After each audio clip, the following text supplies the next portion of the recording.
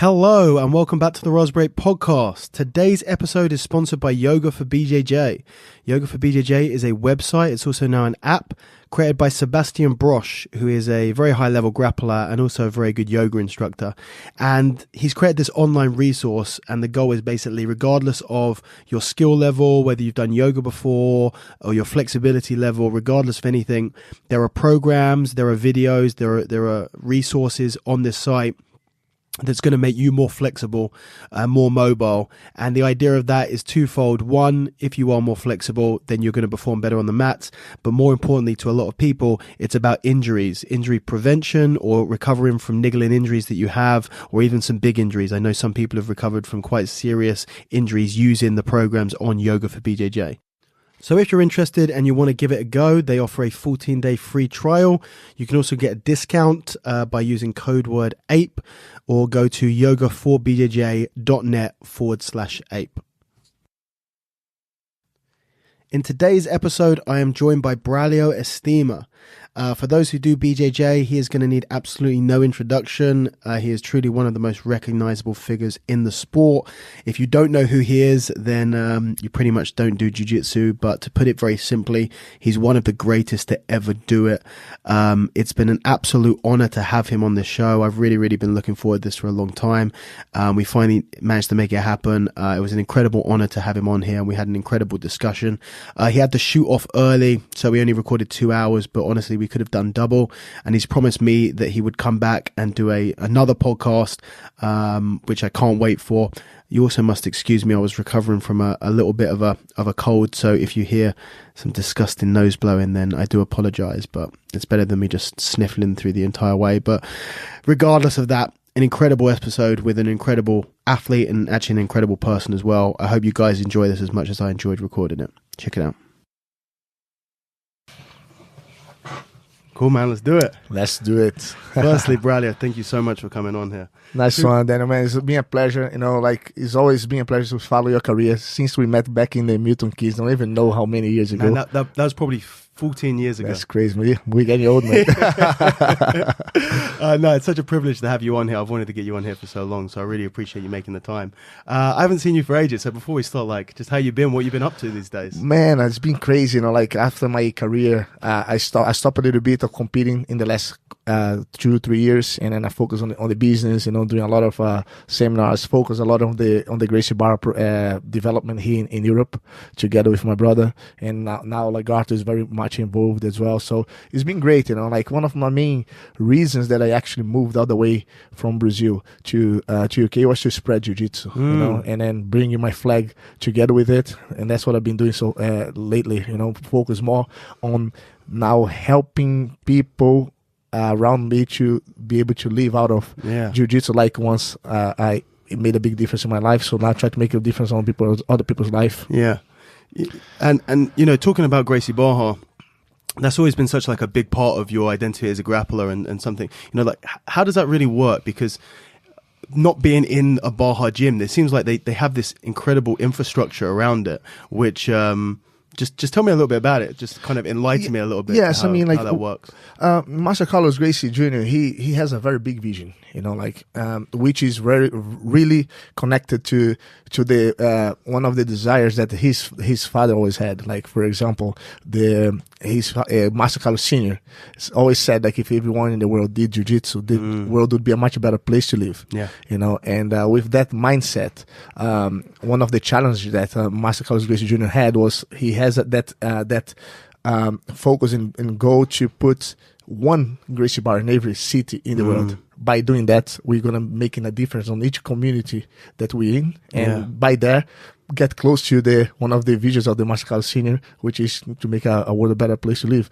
And I can see very well this mentality on the practice with myself and my own experience. I know how much Jiu-Jitsu has changed my life. You know how much Jiu-Jitsu has changed your life, and everyone that lives out of Jiu-Jitsu, that have Jiu-Jitsu. Most of the people listening to this podcast. Here we go. And in the beginning, only people who were the champions that could actually have that rewards. Yeah. You know, and then one of the main goals of the Gracie Barra is actually not only the champions to be able to do well and live out of jiu-jitsu, but anybody that actually loves and identifies themselves with the lifestyle, you know, and like that's what we promote, and that's why we say jiu-jitsu for everyone, not just for the guys that want to be the champions, you know, because come on, it's not everyone's going to be a champion, you know, but doesn't mean that's you don't want to get the benefits out of it. Sure. You know, and jiu-jitsu did change my life, you know, for big time. And when I saw people around me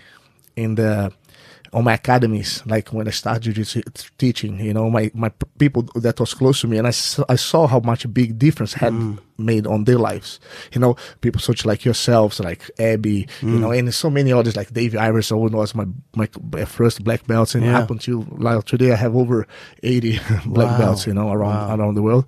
So, but you could see only that very small amount of people having the benefits, because those are the contact that we had. You know, so Master Carlos Gracie Jr. made a platform that we could spread that seed, that you don't need to be so close contact, but you still get all those benefits. And that's why you see, you know, Gracie Barra growing so fast, over 800 schools around the world. This is really a good achievement, you know. Yeah, incredible. And, you know, talking about how Jiu-Jitsu changed your life, changed everyone's life, but how it changed your life. That will segue nicely into kind of, I said, forget about the podcast. I want to know about Braulio Estima, right? Just me personally. Everyone's just listening. Just listen to my conversation. I want to know how you got into, you know, how you found Jiu-Jitsu, or how Jiu-Jitsu found you. Where did it all start for you? Yes, everything started, like, I've always had a connection with sports. You know, I've always wanted to be an athlete myself since I remember of being a kid. I've always wanted to be. You're a natural sportsman? Yeah, I always wanted to be, you know. Always been very active, you know, on the playground. Always did everything in the school. Yeah. All kind of activities like jiu-jitsu. No, sorry. Football, volleyball, basketball, swimming, you know, volleyball, beach volleyball, all kind of things. I used to play football every day in the streets, every single day, all my childhood. Yeah. Right? Because I realized now later, I realized that because probably I was very hyper, because now I have 2 kids and I know how it feels. My dad put me in judo when I was 9 years old. Yeah. And then I remember why, because I kept saying for discipline, for self-respect. Okay, that's the reason why I was a very, very naughty kid. And I started doing judo, and then I did judo from 9 years old until 11 years old. I was doing pretty well. I mean, it wasn't amazing, you know. I was just above average in the judo scene. And my instructor died in an accident, in a car crash, unfortunately. And I got really, really, really frustrated. I was 11 years old at the time, and I was really sad. And I remember that I just lost a little bit of that motivation. You know, like I really look up to him, you know. And he when I started training with him, he was a brown belt. You know, he actually just got his black belt in judo. Okay. You know, back then. And I remember very much, you know, like, oh man, I want to one day become a black belt and stuff. And so I stopped. And then I remember actually before, at the time, you know, I remember there was a very funny story, because in judo, okay, everyone who trains jiu-jitsu, like judo and jiu-jitsu, are very similar. The concept of principle are the same, just the rules make the judo be more standing, jiu-jitsu more on the ground. Yeah. So, funny story, I remember that I missed 2 gradings as a kid, when I was 11 years old, because once you get the orange belt, you allowed chokes. Okay. So that I was actually afraid of it at the time. Oh, really? So I don't want to get the orange belt, because then I'm going to get choked. I don't want to die in this, you know, all unknown.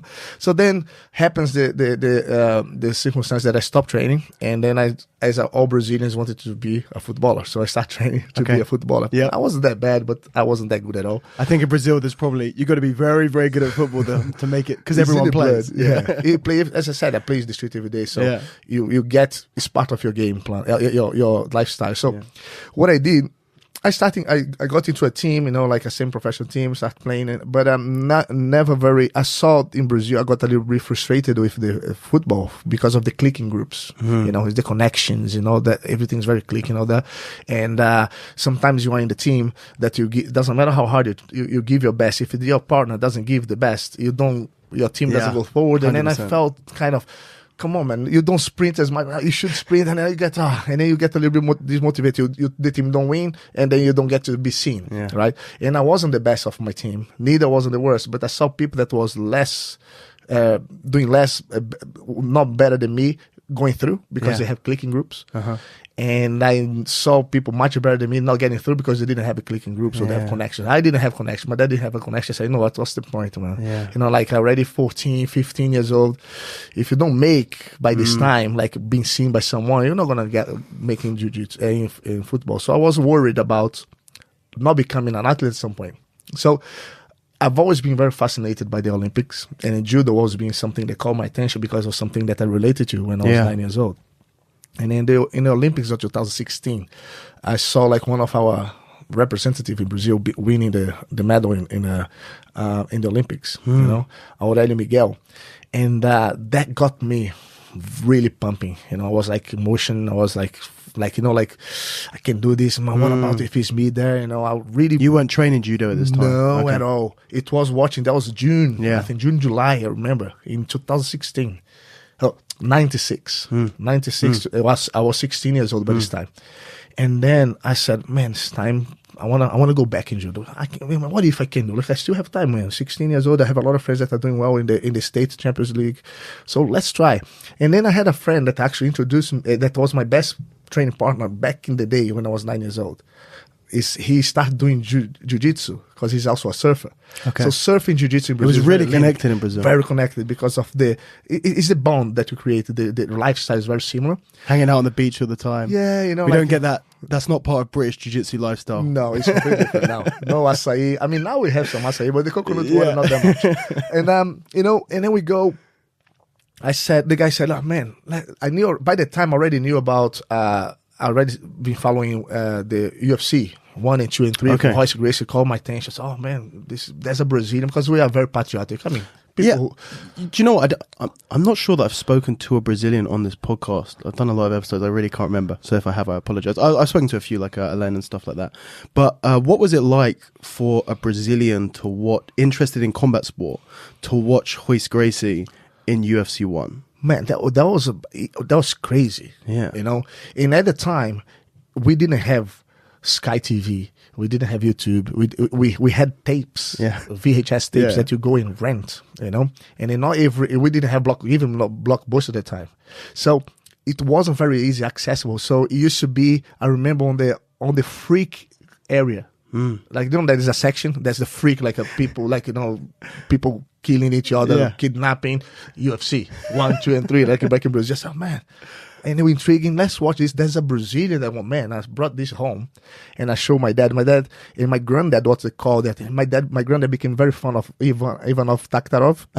And I said, oh man, so this is a thing that my family is relating, you know, at the time. Yeah. And I said, oh, and then Brazilian is represented. And I was the one that introduced, so I felt like, you know, they listened to me, my family, you know. Yeah.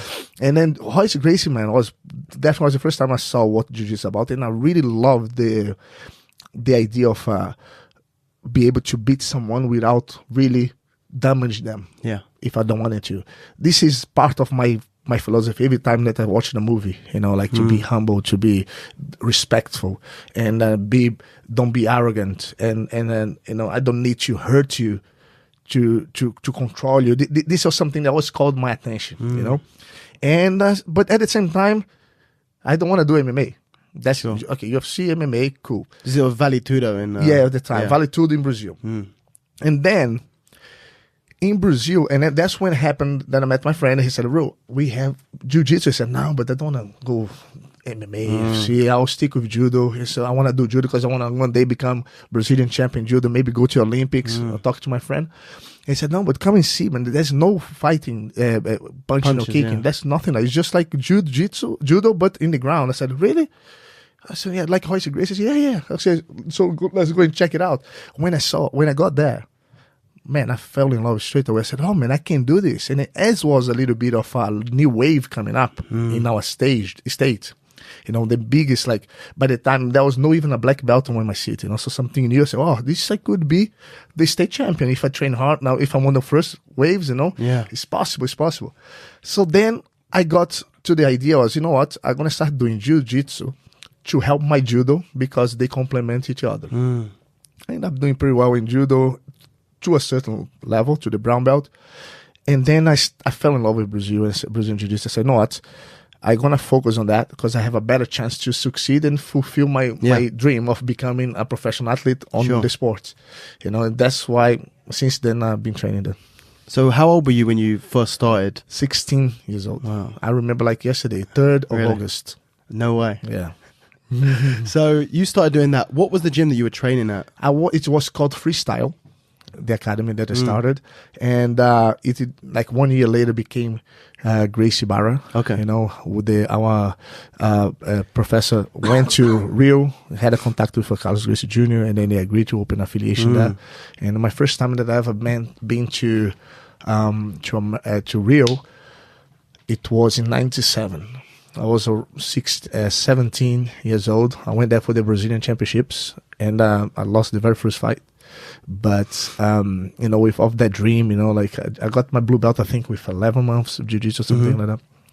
And I went there as a juvenile. Probably the same time that I met you. Probably, how old are you when you met? 16? Yeah, 15, I think so, 16? yeah. 16, yeah. So I started 16, and by the 17, I went to compete. And it was magical. I mean, I remember the smell, the music that was on, the taste. It's like completely unique times for me, you know, when I first been to Rio, because I've always been a big fan of the city, Rio de Janeiro city, in many different ways. You know, I love surfing, love beaches, mountains, you know, and all that looks like for me, Rio is like a paradise. At the time, it's very hard to reach, even though I'm from Brazil. It's like 3 hours by airplane away. Wow. You know, it's not something people that just forget, like, there. Brazil is absolutely huge, one of the biggest huge. countries out there. He's huge. And you know, like, so I remember going there and how nervous I was to step into the Gracie Barra. You know, when I stepped there, like, come on, like in our city, there's no one as a black belt. When I get there was like 40 black belts training. So this was when you went to the regional Gracie Barra for the first time. Wow. You know, and I saw Carlos Gracie Jr. was the first Gracie that ever. So what was it like to because you'd kind of been introduced to Brazilian Jiu-Jitsu, which I imagine at the time wasn't Brazilian Jiu-Jitsu, it was Gracie Jiu-Jitsu. No, it was Jiu-Jitsu. It was just called Jiu-Jitsu. Because in Brazil, you know, for example, if you go to Thailand, they call like what a Muay Thai. Yeah. We call Thai boxing. Yeah. You know, it's funny with that. For example, when I got there, we trained Jiu-Jitsu, and then we go there, and it was really. It's surreal for me, you know. When I step in, you see like the odds, like on the way. It used to be the way in 2 days before the competition. So I saw Hicks and Gracie there, and I see Royler Gracie, and I said, "Oh my God, man, those guys are legendary, the legends!" Like, oh my God, like completely like gobsmacked, man. Like I was starstruck, crazy. And I met for the first time like Carlos Gracie Jr. and he saw me training, you know, and he came to me. This was after the competition. I lost the first round. And he saw me training. He got me. I said, "Hey, champ, what's up? What's your name?" I said, "Oh, my name is Braulio. Where are you from?" "I'm from Recife." He goes, "Oh, cool, man, champ. Listen, don't stop training. You know, I saw your potential. Go back home. Look after what you eat. Training hard. Listen, and look for your watch who you hang out with. Yeah. You know, avoid this kind of like drugs or drink and stuff. Focus on the training that you're gonna do well." He told me that when I was 17 years old. Wow. And that I never told nobody. I told like in all the interviews when I was much like after black belt, but at the time I didn't say that to nobody of our team because we went like maybe 5 of us because I knew the people wouldn't believe. Come on, as if Carlos Gracie Jr. went to say this, you know what I mean? So I kept to myself. But for me, that meant much more than the medal, man. Wow. Honestly, because it's the recognition that I am on the right path by Gracie. Yeah, you know that's for me. It's like means so much. Was that like a big was that a big point in your life? It was one of the first. It was the first thing that made me, you know what? I could do this. Yeah, I can do that. I'm on the right path. Because remember, I started because I wanted to be a professional at some point. And then I said, okay, I don't care about my... Because you must have been feeling pretty, you know, it didn't go the plan. You lost your first fight in the tournament. Yeah. But then, like you said, winning a fight or losing a fight doesn't mean that much. You don't need to win every fight. You don't need to be undefeated. But to get that recognition from... Because in the beginning, you don't know everything. As long as you are on the right path, you're going to find out in the end, right? If you keep hitting the keyboard, you're going to get through. So for me, it was really good reassurance because I am, as I said, when I started, there was only one blue belt in our team and one brown belt that was our coach. And everyone else was white belt away from Rio. So it's like, imagine, like in the middle of nowhere, you know, and then you only train with those kind of people. And then you go back there, you see, oh, you know, I'm being recognized by an official, and you know what I mean, real Gracie. You know, so that imagine if I really focus on this, 100%. You know, so it was a very good reassurance. And then when I came back, I keep coming every time to Rio once a year to go to Gracie Barra. Yeah, and for a competition, because I went for during 2 years. I went for 4 times competition there, and I lost the very first fight. Every single time during 2 years. Yeah, you know, and so your first 4 fights, you lost all of them. Yeah, and high BJJ tournaments. After how many fights did you win your first one? So you were competing elsewhere, or? Yeah, look at in the Recife in the northeast of Brazil, where I used to be. I was okay there. I actually was doing well. I won in my state. I barely lost there. So that kept the fire going. You know, but everyone was all beginners. Yeah, it's like I was doing well against the beginners. You're a big fish in a small pond. Yeah, right. And when you go to the ocean, which is Rio, São Paulo, that was like miles. Like, oh my God, I don't even know where is the beach. Yeah, right. So it was hard for me to understand the rules and understand what I'm supposed to do, and you know. And then I just had the heart and the will. I really wanted. I just wanted so bad, you know. And I remember every time when I went, that took me 2 years, and the 4 times I went there, I lost the first fight. Okay, so but every time I come back, I learned something. I said, I don't want to make this mistake anymore. I'm getting better, and I was doing better on my local tournaments. I won the Northeast. I was the first someone from my city to win the Northeast tournament, like let's say the British or the West Midlands Open. I won that the first. So, and then I imagine I go 4 times to Rio. Okay, and I won the first fight. And it costs a lot of money. No sponsorships. Okay, I was a blue belt, and then I go back to my dad and say, Dad, I want to go to the Pan American Championships. I say, but where is that? In Rio again? I said, no, in Miami. So, imagine, I'd never been out of the country in my life. I didn't speak no English. How old I was? I was 18 years old. Okay. And I wanted to go to Miami. Imagine your dad. You already invest so much money to go to like Portugal for the Europeans for 2 years. They lost twice. And you keep losing, And you want to go now? You want to go to America? Have a holiday? That's what you want? I said, no, I'm better now. I'm getting better. I said, yeah, but you said that last time. But anyway, I had a sponsorship of like body shorts, and the guy used to give me 3 shorts every month. So I used to sell to my friends to be able to pay for that. And then I bought the ticket with my uncle's credit card, and divided in 10 days, in 10 months, you know. And I had a sponsorship, which was my very first sponsorship, called Kira, which funny enough is the name of my girlfriend. Oh, no way. It's amazing. And I had a sponsor. He gave me $350. My dad gave me $150. So I had like $500 to spend 7 days in Miami. Yeah. Right? And I had nowhere to stay. I didn't know where the competition was. Honestly, it's crazy. I tried to get the visa, was denied. I bought the ticket. But look how crazy it was. 18 years old, didn't speak English, never been out of Brazil. Okay. I bought the ticket, silly, because I wanted to go. And then I went to apply for the visa, it was denied. The visa. No way. Yes, was denied. So, and then Zé Adiola, you know, my coach at the time, you know, had a connection with the guy from the sports council or whatever. So we have to prove, because they thought, I want to get the visa, and the lady goes, okay, so how old are you? I said, no, I'm 18 years old. So what are you're going to go to do what in America? No, I'm going to compete in Jiu-Jitsu. I said, yeah, but what do you have here in your name? I said, I don't have nothing on my name. I just want to go to compete. Yeah. See?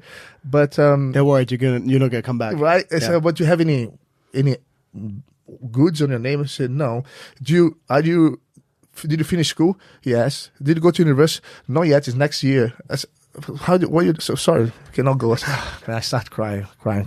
Basically, after speaking to the sports counselor, they called the embassy, and they managed to get a new meeting Yeah. for the visa, and this this meeting was exactly at 10 o'clock of the Friday.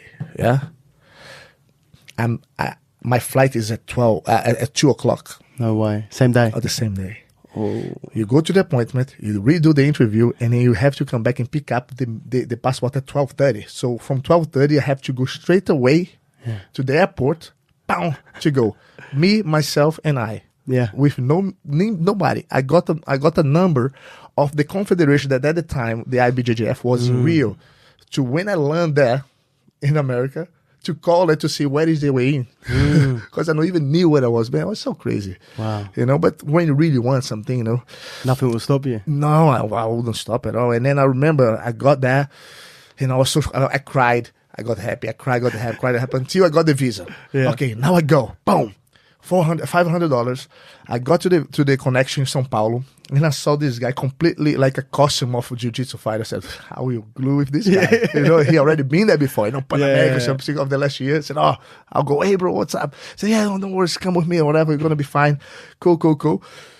For me at the time, I didn't know. I got the visa, I'm fine. But then that is an interview when you get in, right? So when you go to Miami, and they start asking me questions. I didn't know how to speak English. Start speaking a little bit Espanol, Portuguese, which was hard to understand. And he goes, but he said in Espanol, what are you here for? I said, I'm with him. The guy passed. I said, okay, go on. That was so cool. And then it was so crazy story that was like, and then I managed to go to we found out together. We had the big bags, and we got a bus, and I said, listen, we need to go to this road, because I found Brazil to get where's the address of there, because everything was last minute.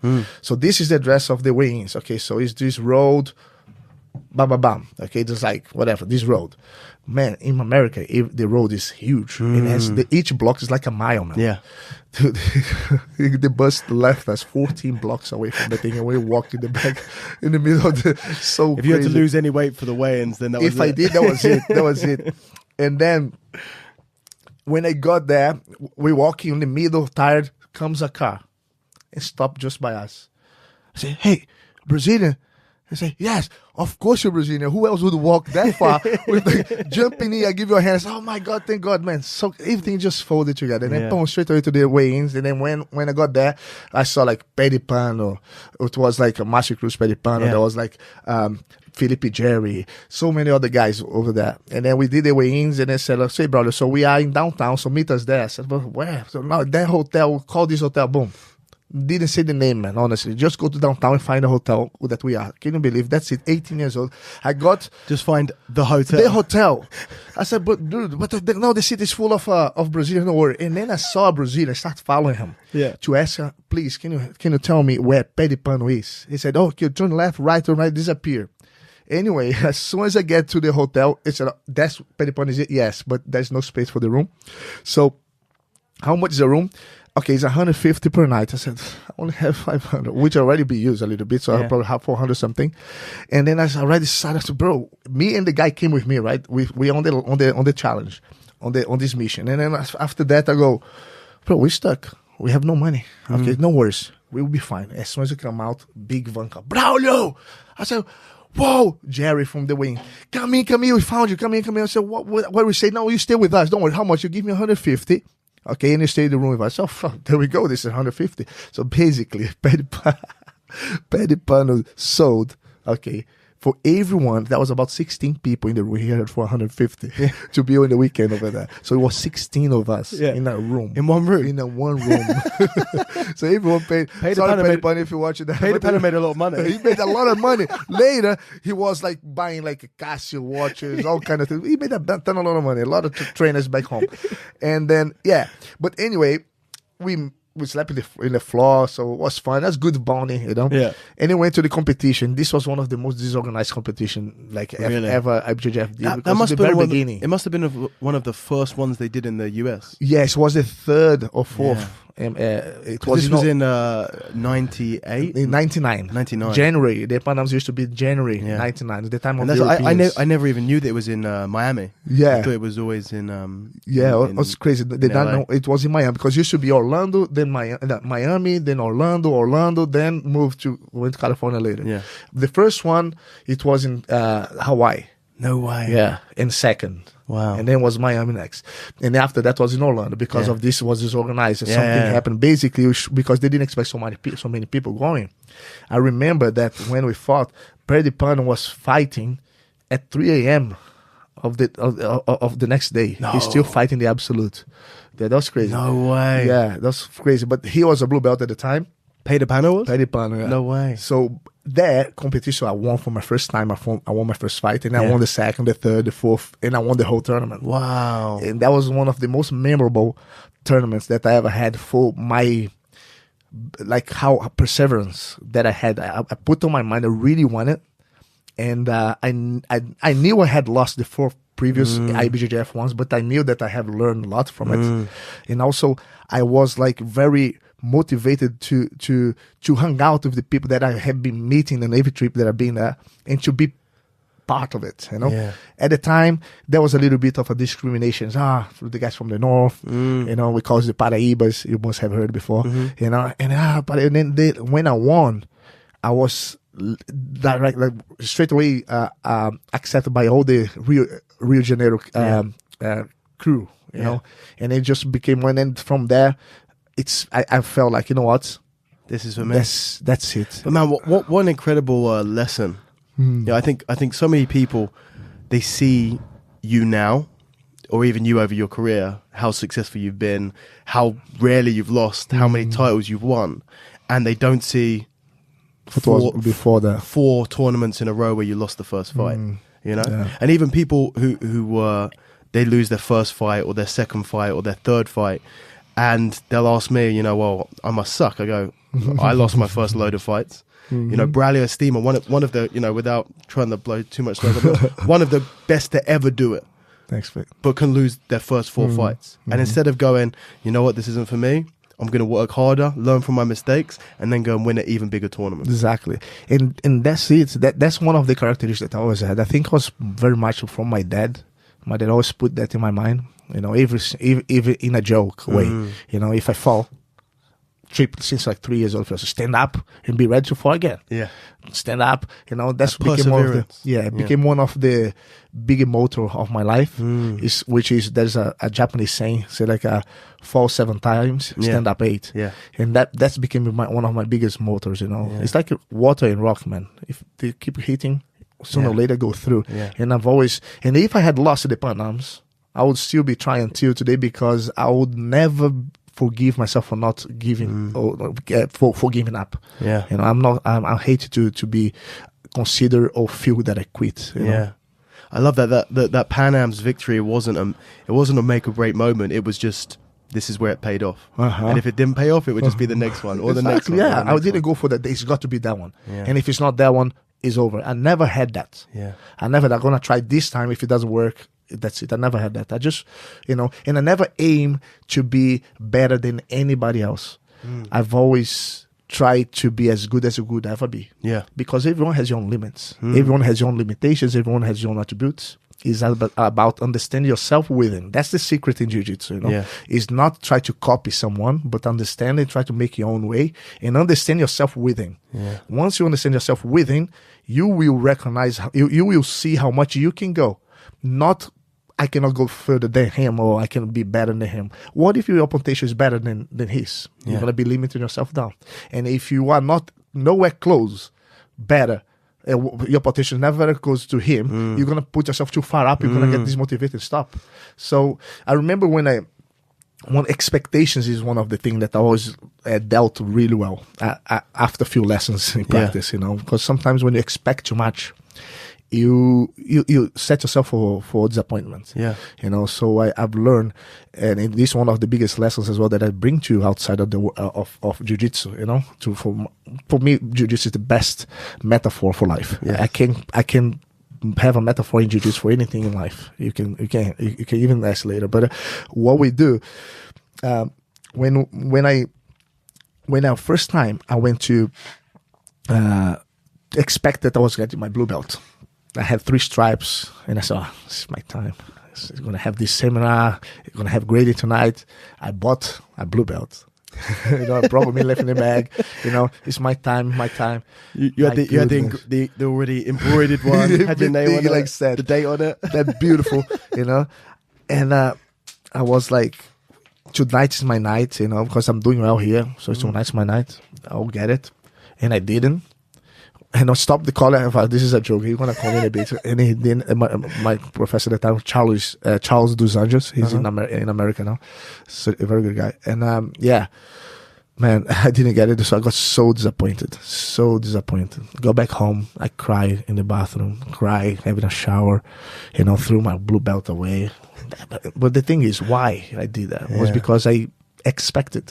And then when I calmed down, I spoke to my dad about it. My dad gave this advice, about expectations, and he said, "No, it's from there. I'm not gonna expect nothing.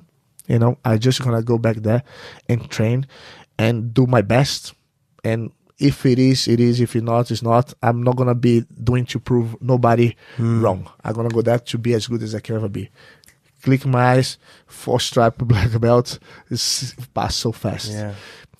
And what was that 3-stripe as a white belt in a career that up to now, it's just nothing. Yeah. So but it was a very good lesson that made my career be more successful because I wasn't expecting. I was doing because I wanted and for the passion. I developed a very big passion. It's one of my biggest addiction is jiu-jitsu. I go on holiday, I train. That's like, sometimes people don't understand, but it's because I do it because I really love it, and I'm really lucky to have this as my job, and then whoever goes on my seminars, they see how passionate I am, and that show everything, But it's an incredible journey.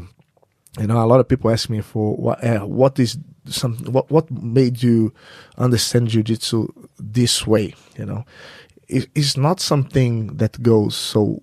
That you're born with, is you recognizing yourself within. That's why I keep saying that, For example, once you understand why a certain technique works, you can make your own way and you make your own adjustments, Because everyone is different. If I train with someone bigger than me, it's going to be different than when I train with a guy much smaller than me. There's a techniques to do with this guy, there are techniques to do this guy. But the thing is, if you try to copy what that such and such does, they have their own way of doing that naturally, or they actually practice that way. But you have different attributes than them. So you can understand the whys, and you can make it however you want. I like to think about, for example, if you get the center is where you can lead. If you know one technique, you're limited to one way of doing things. Yeah. I like to say that technique is nothing more, nothing less than a vehicle to make a certain concept work. So if I understand the why of this technique, I get to the core of it. When you understand the core, I can make different ways of it. If I focus on only that, you can only do it that way. So that's one of the things that I always try to learn because one of the things that made me realize that was when I was in Recife, nobody used to pass my guard. I was skinny, and for being skinny, I wasn't that strong, built up, and I tend to end up on the bottom. So I had to play on the bottom. So end up submission, close guard. Close guard was my favorite position at the time because I keep the guy control. I know he's here. He's not going to disappear, and I can start playing my game. But I remember my first seminar was with Márcio Feitosa in Recife, and he taught Della Riva guard and became my main focus and my main game until black belt in NBA. And it's how funny how this seminar make such a big impact, and that's why I keep in my mind how when I teach some seminar, I want to have that kind of impact on people. You might be doing the same thing to someone else, right? So nobody used to pass my guard, but not because I was amazing. It's just because I was the first generation of my little community. I was that first. So nobody gonna pass on you guys. He's already training for a while. And then, but when I was in Rio, I had a good guard of orientation, but not many people used to pass so easy. But whoever passed, that was it. There's no escape. Yeah. It's either Well, mount because and you've been tap. nowhere to pass your guard. You've Nobody not passed. I practiced don't know defending, how yeah. to be there. So that's when I start realizing, hold on a second. I have to do something about that, because if the guy passes my guard, doesn't mean that it's the end of the fight. You know, I can still. What's the self-defense about? You know, Yeah. it's self-defense. The guy's on top, and I can escape. So I need to start to understand the escapes. So I started doing a lot of specific training, and everything that I try to, that I click, every click that I have, for example, I need to do specific training.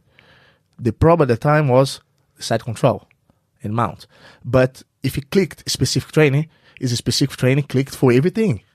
It's like from the half guard for things that I don't like, from the escape from the back, from the turtle position, you know, from the bottom of the mount, from top of the mount, attacking, defending. And then I start building the base blocks of my game based on specific trainings, because I realized that if I don't practice when I need it, and if I want to be a professional, you know, I need to be prepared for the unexpected, you know. So that's why I started trying to figure out this way by myself when I was back in Recife, because I didn't have the tough as training as I had in Rio, you know. So that made me start thinking differently, you know. And I remember when I started training for Roger. Roger used to. I met Roger first time. He was a blue belt, you know. He was already like smashing everybody, you know, blue, purple, brown, like. And then me and Roger, we always have a kind of very. How old were you? You know, just how old 17. were you when you young? Yeah, both 17. blue belts. Yeah, he's younger than me 1 year, even though I look much younger than him. You know, like, and Roger, he, even though he was superior, I gave him hard times, much more hard times than the people that he used to train with, because I was different. Different game, yeah. He wasn't used to the reaction that I had, because I wasn't reacting like it wasn't orthodox. Yes, yeah. It was completely because I was reacting how I understood why they did it, and I was making however I could. So you were quite. You'd say that you were quite self-taught in a way. Yes, I did a lot of study by myself. I did a lot of improvement because I'm a very curious person in anything. It's one of my characteristics. I'm very curious, and then when I like something, I like to know about it. You know, I like to go in depth, and so by teaching, when I came here, when we spoke before the podcast, like when I came over here as a brown belt in 2002, you know, like I did win the Pan Ams. I won the worlds. Close to the worlds with Lagarto as a purple belt at the absolute, and then the brown belt I got third in Brazil, but I wasn't. Black belt is black belt, you know, it's a different thing. So when I came here, I was training and teaching and training with my students, blue belts, and I used to meet Roger once a week, maybe once or twice a month. Yeah, you know, which was amazing training. Like Roger was the biggest reference for my jiu-jitsu. You know, a lot of the things that I depict his brain a lot and understood, because Roger is much longer than me. Yeah, that's when I figured out that's how he does, but I cannot do exactly how he does because you're not Roger. I'm not Roger. Yeah, but I can understand why he's doing it, so I can make it up on my spot. And I like to compare like a good. The way that I started to understand was like a juggler. You know, a good fighter in jiu-jitsu is like I compare to a good juggler. If you can control 10 apples at the same time, you're a good juggler. So if you can control 10, not 10, but let's say as many controls at the same time that you control the opponent and do what you want, you're a good fighter, you know. And that's how the metaphor that I was using to learn on how to control my opponents, you know, because that's how Roger actually fights, but he does his way. And I start learning that is when I say about the juggler, it's like, because naturally we want to do what we want in a fight. Okay, I want to sweep the guy, right? But I cannot just think I want to sweep them, because he also thinks I don't want to get swept. Yeah. So it's not about what I want. It's about how to deal with my opponent's reactions. You know, because fight is between two people. It's not only what the guy wants, right? It's like, it's an argument. It's a conflict of interest. Yeah. I want this. He doesn't want to agree, because if he agree, I'll win, right? So and then start learn on how to play the real chess, you know. When I was a blue belt, purple belt, brown belt, people say, man, jiu-jitsu is like chess. Yeah, it is like chess. But I didn't really understood until later stage, what really means by how you position, how you can make baits, how you can understand, because it takes time. Jiu-Jitsu is real. It's not something that you cannot be good in Jiu-Jitsu in 1 year. It is real. It takes time to build, But what made me understand more was try to be curious and understand why the technique works, and then backtrack what happened. This was a problem, and reverse engineering. This is a big part of my teaching and learning. How this is a problem. Okay, what happened before that? What happened before that? And before that, and he started. Okay, so he started. So if this don't happen, this never going to become a problem. You know what I'm saying? So I start learning, never fight for whatever happened, which is a good metaphor for life. What's gone is gone. There's no point to cry for what's gone is over. Yeah. Don't let it make it worse. Don't let it get worse. So this happened. So don't let the next step happen, which comes with experience to understand and recognize, oh, this is about to happen. But he already got the grip. So what he needs to do after that, get the foot. He cannot, so he needs to go back, so the grip goes out. And then that's how I start seeing the Jiu-Jitsu as a blueprint on my mind, that I could see those little things, copying and pasting everything everywhere I could link. Yeah, that's fascinating. Because, one of the questions that a lot of people ask is, you were kind of at the elite level for actually quite a long time. Your competitive career stretched over an entire generation of grapplers, basically. And it seemed that your game, more than others, evolved as you went through that time. As Jiu-Jitsu evolved, you kind of evolved with it. It never seemed like you were... You never had an old school game relative to what was going on at the time. And a lot of the question is like, how could you keep on evolving? And now you kind of answer that, which is because you're always looking at things, you're always curious about things, you're always going to be wanting to break it down and reverse engineer it and see what's going on. And is that the reason why you could always stay kind of ahead of the game, really? Yes, put yourself in this situation, this study, Do you know those little chats after class? Put me here. How about this? It's a little laboratory, Yeah. And I've always loved to do that, And me personally, I don't like, I get bored very easy. This is me, okay. I don't like to do drills over and over and over the same drill. I don't like this. I feel like I'm wasting time, because it's good to. I'm talking for me, okay. A lot of people learn that way. That's why you need to understand yourself with it. So do you think that, because this is like a classic argument, the drilling versus sparring sort of thing, do you think that one way is better than the other, or do you think actually it's down to the individual? It's down to the individual, because as I said, like there are people that will need to that repetition to save, to have the reaction, And I believe, as well as in life and everything, it's all about a balance. You need to find the balance. Yeah. But you need to understand yourself. Yeah. What do you get? How do you get Jiu-Jitsu? What makes you? You don't need to force yourself doing something. That if it's not going there. For example, I will explain. Sparring is a sparring. Okay, drilling is drilling. Now specifics. It's not the sparring, but it's also not. It's in between. In the middle, yeah. That's what I like. You do a lot of that because I don't like the drill that I expect exactly what the person wants to do, because everyone reacts different, bro. Like everyone is different. You cannot do like A, B, C. Okay, again, A, B, C, and A, B, C, and A, B, C, and A, B, C, and then you fight someone that you can even get to the B. Because you go A, but what is the B? Doesn't exist. So, you know what I mean? And then you have to go A, C, B. And then you need to complete the triangle, but doing differently. Now, I like, instead of, first I need to practice to understand the technique, to learn what am I doing. Okay, I go there, A, B, C, and I'll do it. Then I'll put myself in a scenario and go fight. From here, from the bad position, if I want to escape, from the good position, if I want to achieve. Yeah. So I like to reverse engineering on my learning too. If you see, is this sweep good? Let me check. Let me get to the good point, to the optimal point. Let me get here. Can you move? Yeah, I can sweep you now. Cool. Now, let me figure out how from here, where from I can actually get here. Oh, this means maybe from the hook sweep, or maybe from the Delaware River, whatever. I'm just hypothetically talking. So I start to see links on where from I can achieve that position, right? Then I know when I'm confident that that sweep is high percentage or it does work. So it's just a matter of getting there. So then I go specific first. Let me get you here. Can you escape? No. Oh, the sweep is good. Now let's get there now. Can I get from here? Oh, yes. Oh, no. Oh, no, it's not here. Forget about it. So every time that I'm in this situation, I go through here because I get there. Once I get there, too late. So, and I go back. So how can I deceive him now of that entrance?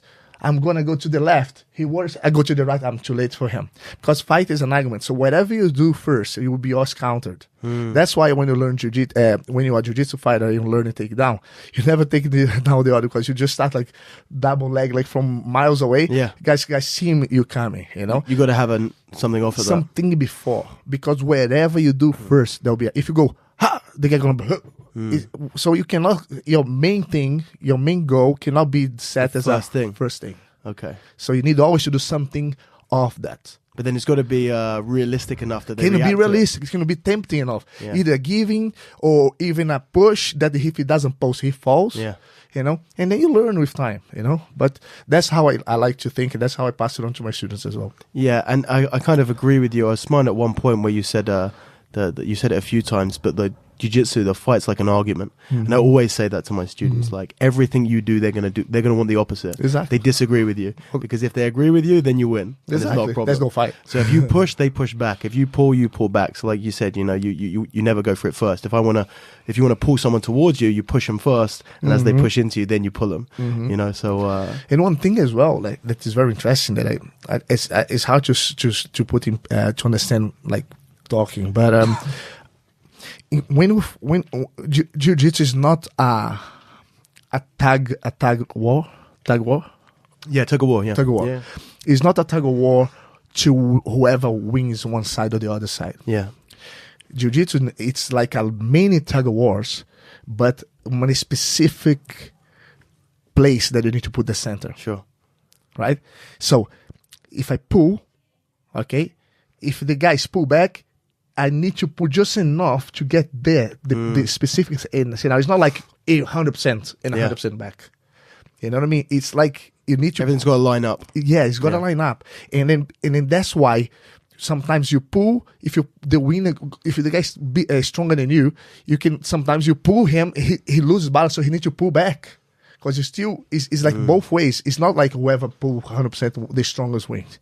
It's whoever adjusts to be in the specific center. You know, for example, if I'm gonna pass your guard, right, and then I start pushing, you push me back. If you just keep pushing me back and I push you forward, the winner will win. Yeah, the stronger will win. Yeah. Right, I'm the heaviest. But the thing is, if I'm about to get there, you pull me forward. I have to let you go everything to stop. Otherwise, you roll me to the other side. So I need to be between. I can never go 100%. I need to be 60, back to 50, 60. You know what I mean? Yeah. So that's the challenge. You know, it's not a lot of people confuse this because they give too much of our effort, and that's why it comes when I do a lot of seminars. People say, "But about if you do this, I can block by doing this." Yeah, but if you block by doing this, you're giving this. And you cannot ever block 100% on thing because then you're going to give something else. So you need to be just blocking enough, not 100%, but just enough difficulty that when the guy stop attacking, you have time to reset to go to the other. Yeah. You know what I mean? I know exactly. That's the challenge. Yeah. No, it's an interesting one because I'm following exactly what you're saying, and it's kind of almost interesting. I wonder if other people are, you know, because actually it's quite what you're saying. You need to be able to listen to what you're saying, and you've got to be able to translate that to like a practical analogy, a physical analogy in jiu-jitsu straight away. And I wonder, like, is everyone going to be able to do that straight away, or is actually, do they need a level of understanding just to understand what you're saying? Yeah, because everything you're saying is correct. And I think for some people they're going to go, what the hell is going on? And other people are going to go, that makes so much sense. Yeah. So just that's interesting to listen to. It is because a lot of the viewers are people who are starting, you know, and but basically the resume of what I was trying to say for whoever the beginners are is that if you go 100% or against or towards something, you are completely limited. You're putting all your eggs on your basket. Yeah. You need to put 3 bars, 3 eggs here, 3 here, 3 here. Have one to kind of compensate all the time. That's how it is. I actually think that how you described it already was like very clear and can be understood by someone who maybe hasn't even trained much jiu-jitsu, if anything at all. But you're not hearing everything that you're saying. But when you're more advanced, you can hear a lot more. And it's just really interesting. I just had to say that. So that's how I think in jiu-jitsu. I think it made me learn. Help me with the self-learning even more by teaching, by listening, by questioning, by auto-criticize and then auto-analyze, And one thing as well that is really, really cool that I do is visualization. I every time, like all the time, I visualize. A lot of the techniques that I do nowadays have been started with the visualization. So when do you do that? Is that something that you do whilst you're on the mat? Is that what you do when I'm off the mat? When you're at home chilling out on the sofa in bed? When I'm teaching, like for example, if I'm teaching and when I'm seeing someone sparring, I'm in the mat, I look at it and say, what I'll do? Okay, then start like, in that case, you keep processing, and it's equivalent to drilling. There's been research done on visualization, which is like neurologically, if you become good at doing that, that's something that you have to practice. You can't be good at visualization because the more vivid the visualization in your mind is, if you're living in reality and the light is bright and you can smell it and you can feel the mat on your feet and you can feel the grip of your opponent, then that's one thing. Now, if you visualize that and it's kind of like a retro video game, the graphics are kind of shitty, the sound's not good, it's monotone, then you're not going to get as much. But actually, if you practice the visualization, they've proved that there's barely any neurological difference between what you're doing.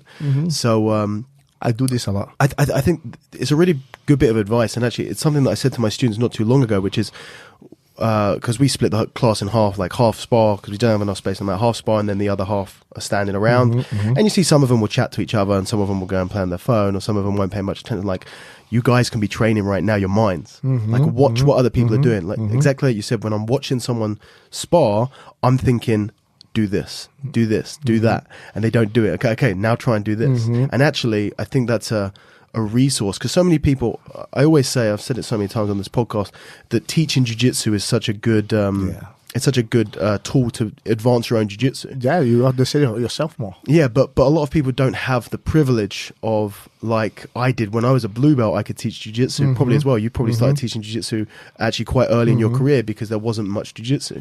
Well, nowadays, if you're not a brown or black belt, it's unlikely that you're going to be teaching jiu-jitsu, at least a purple belt. The white belts and blue belts are almost certainly not.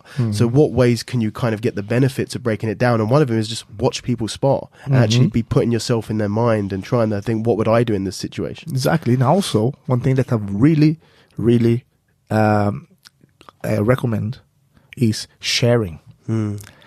Share. It's amazing. Sharing to your friend. Look what I do. What do you do about this? Look, that's how I do it. Just like having a dialogue. You're sharing. That's how you learn. Yeah. And that by sharing, you will make your friend open his eyes for something that he didn't.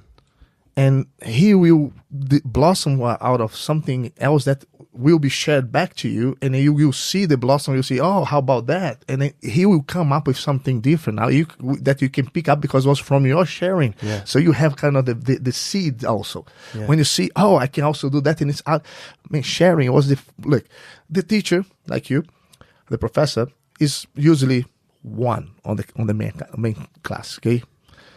You only have time for that amount of time. Like, there's many people train at the same time. Yeah. If I was waiting for my teacher to come into me, tell me, it would be very unfair to everyone else. So instead of taking his time, that I know a lot of people that need him much more because I'm one of the most graded, that I start sharing, even as a blue belt. And I do that. And every time after the class, I said, every time someone did something to me that I didn't like at all, first of all, I saved the position. I said, man, this position is horrible. He might not know because I'm on the poker face. Yeah. Right? He doesn't know about this. I hate that. Yeah. After, because I don't want to wait, cut the mood. Yeah. Finish the class. What did you do that? You put it, and oh no, I do that. Oh, okay. So when next time I'm on this position. I want to make the guy to feel how I'm feeling here. Yeah. And that's how I improve as well. You know, by experiencing and copying and pasting. And then by even when I'm on the worst position, I learn from it, because I said, man, this is horrible. Yeah. If this is horrible, I want to be there. Yeah. So when I'm there, I want to make the guy feel like I felt at that time. This is also very important as well. Now, really, really, like, loads of really game-changing advice there for a lot of people, I think. Just going back to what we were talking about before, you know, you've won the Pan Ams. Obviously, that was probably a big moment for you. Was it at that point that you realized that you wanted to go into jiu-jitsu full-time, or that you could make a profession out of this? Or? In Brazil, at the time, had a very big preconcept with the jiu-jitsu guys. You know, at the time. It was big. My mom, oh my goodness, completely against it. Not against me doing jiu-jitsu, but against those people. Yeah, so a lot of people don't realize this, that in Brazil, jiu-jitsu fights had a really bad reputation. Very bad, because it was related to gangs. Yeah. Why was it related to gangs? Because people was using as a weapon. Yeah. You know, but once I think Rickson said that if you have a knife you can use to cut vegetables, and also you can use to cut people to kill people. Yeah. So it's how you use the knife with. So there was a bunch of guys that was denigrate the image of our jiu-jitsu going to gangs, and because it is something to talk about, goes national, and it becomes very scandalous, polluted. yeah. You know, but then I've always wanted to prove the opposite, because I felt kind of the essence of jiu-jitsu. I understood what jiu-jitsu was doing to me. You know, I became a better student. I became a better friend. I became a better son. You know, I became a better brother. You know, that's why I was dragging Victor all the time. You know, like when he was young. But you know, and it did change my self-confidence. You know, you know, and then I had something to fun to do that was recognized by my friends. You know, it was pretty good. So jiu-jitsu was really bad scene at the time, and my mom didn't want me really to get into that, so I couldn't just forget about it. Just do jiu-jitsu as a blue belt. Yeah. So, but I felt that I could be very good at it. That was the first time I felt, you know what? Actually, dude, Pan American champ, I came back home. My dad was so proud, you know. Like, at the time, my dad was still, before, very kind of cautious about, because I won 4 times. Came back, man. All my family with Awesome. like with people with the truck of the brigade brought me to the top, and it was crazy, man. Yeah, as a blue belt. Oh my God, you know, Pan American champion from the state. Well, so it was fun. And then that was just like a little, I can do it. Yeah. Never thought about leaving out of jiu-jitsu. Never, just thought I want to carry on doing, because this makes me feel good. I like it, because this is getting close to the objective I wanted to do. But I was still doing jiu-jitsu, studying. I did production engineering at the time. I got a scholarship, half a scholarship, because of jiu-jitsu, but I was fighting judo. Okay. You know? And I got this half scholarship, so I used to study, work. Okay, this is a good thing, because a lot of people say, oh man, you know, my life is too hard, I don't have time for training and stuff. Dude, look at my time back in Brazil when I was a blue belt. I used to wake up in the morning at 6:30 in the morning, and then go to to work at the university for the half of the scholarship, from 7 o'clock until 12, 10 past 12, I finish. You're studying? No, that was working as an assistant of the informatic area. I'm crap at computer, by the way. Yeah. I was just the assistant to say, just press this button, don't press this button. But I was there working. And then I came back home. I got home by 1:30, eat something. Then I had a little rest because I was tired. You will understand why I was tired. And then I wake up, do some homework of the university. And then I go train from 4:30 until 6 o'clock. So I train for 1.5 hours a day. And then from 6 o'clock, no showers, put the clothes, straight to the university. Because there's no time. And I used to teach, study from 7 until 10:30. Wow. I finished university at 10:30. I used to teach at 10:45 until midnight. Teach jiu-jitsu? At the university. Oh, wow. For the people who work during the day. And they used I had about maybe 15 students, which was good, because I was making some money, because I wasn't making no money by working in the morning. Yeah. It was only the half of the scholarship that I had for the university. Yeah. So I used to get back home by 1:30 in the evening, 1 o'clock. and then wake up at 6:30 again. So it wasn't easy, you know, and but this makes you tough. You know, the grind makes you tough. Come on, who are you gonna choose to defend you? The warrior that has a very nice and shiny armor, or the guy that's damaged armor? Come on, you gotta go through it, you know. Yeah. But that's the thing, you gotta go through it, and then you need to have decisions to make. So I did, because in Brazil, Daniel, it's very complicated. We have we're not. We're a third world country, kind of stuff. And here, people who works, if you work here in this country, you do well. It doesn't matter what you do. If you wake up every morning to go, you know what, I'm gonna work, you will make money, right? In Brazil, not necessarily. In Brazil, for you to do well, you got to have a good diploma, need to get to know people of really smart, think outside the box to be able to do something different. It's not just wake up and work hard. Man, if you work as a waiter 16 hours a day, you still have no money in the end of the month. You cannot pay your rent. So these things makes your parents to be worried about you as a future, right? Yeah. You're gonna have a son that's gonna have family and be able to support the family. Yeah. And I was the first one of the whole family, both families, mom and dad, that was with the tendency of get out of the no academic work. I was doing production engineering, but I wasn't the happiest. You weren't passionate about it. I was doing because I had to, you know.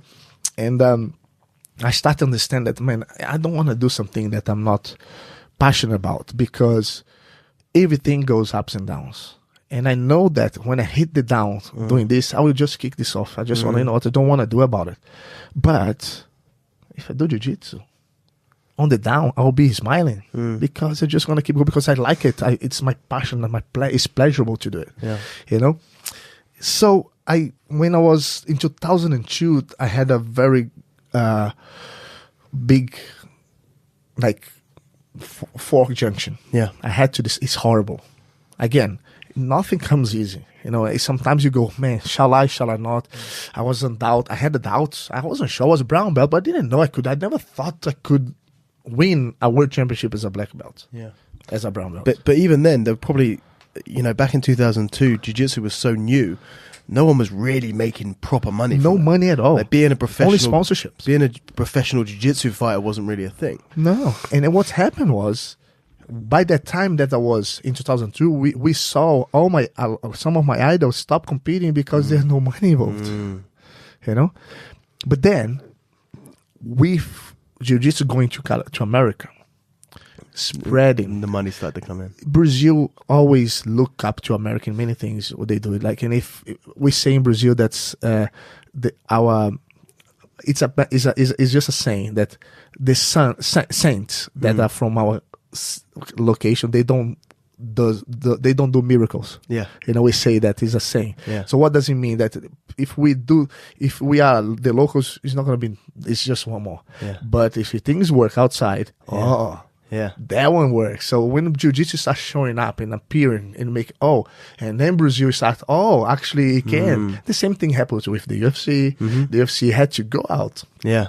Brazil to become explosive and then became a huge thing in Brazil. Now forget about the preconcept of the gangs and we forgot all about. Same thing with the Gracie Barra. The Gracie Barra was like that when it went to America and they make that's how we're supposed to be doing. Bam! And then now we have over 330 schools in Brazil itself. Wow. So it's crazy. So when we go, the biggest fork junction for me was when I have the decision, I want to give it a try to come here. And that was the time was very small to UK.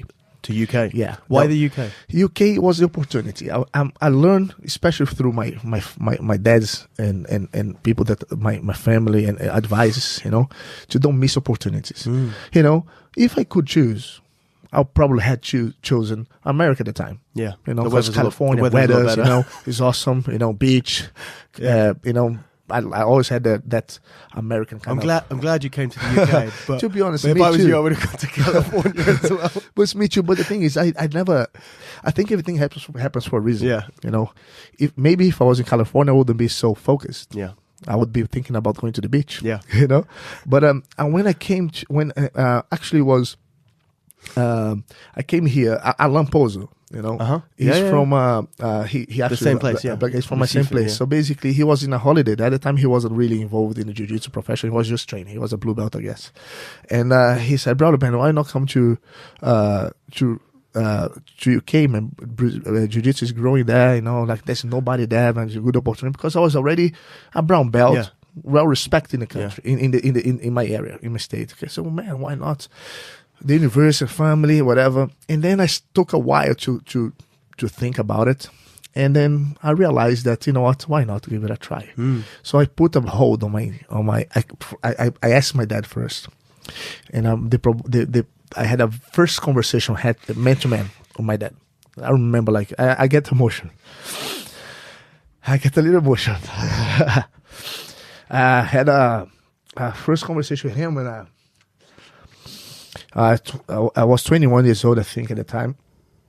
Because no, I was 22 in 2002, and I was working as a security in a store in the shop, and working, studying, and training, you know.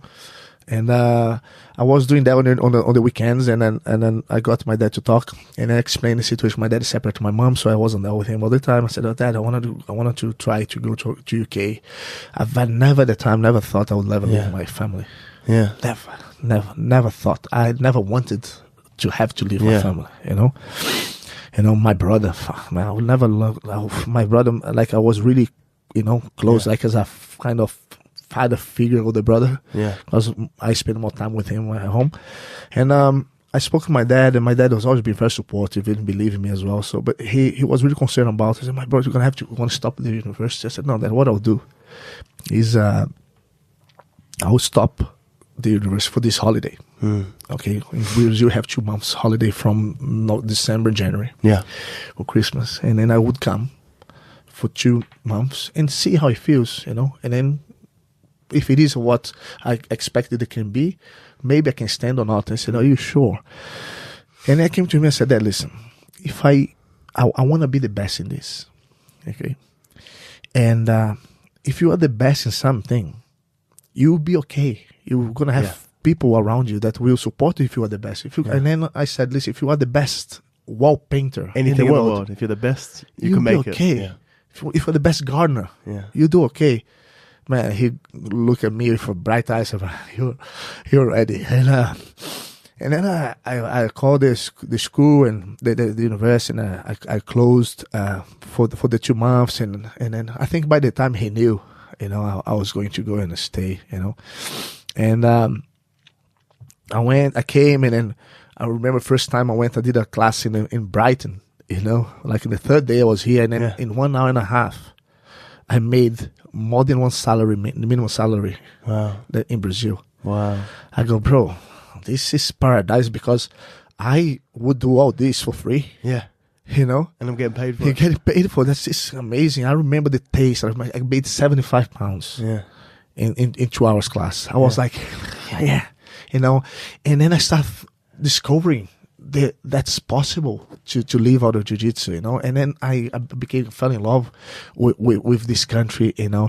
And before that, because there's so many things happened at the same time. When I spoke to my dad, I said, okay, so it is possible. This was in November.